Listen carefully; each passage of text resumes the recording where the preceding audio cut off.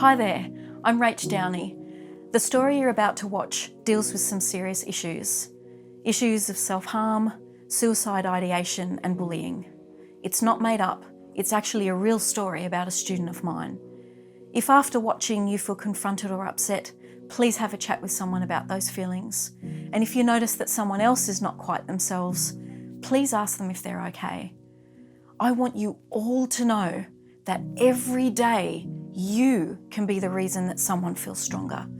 So be the kind of person who leaves a mark and not a scar. I've been a teacher for 25 years and I love my job.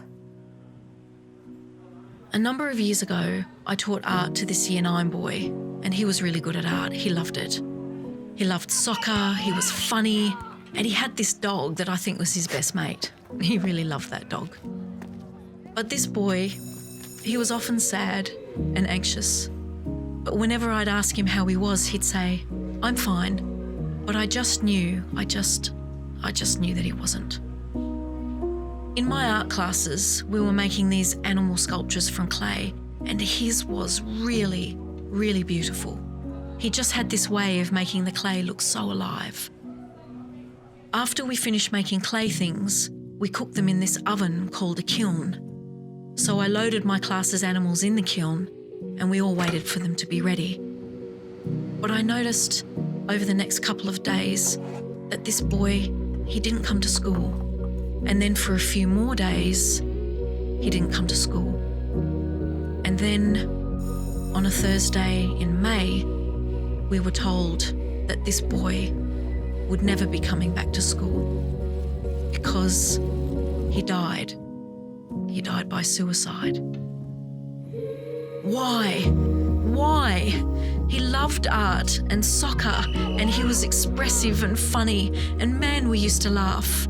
And his dog, I couldn't get out of my head.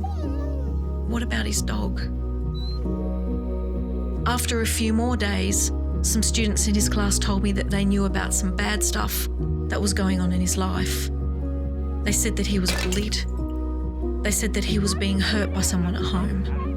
And he was told things at school like, "No one likes you, go kill yourself.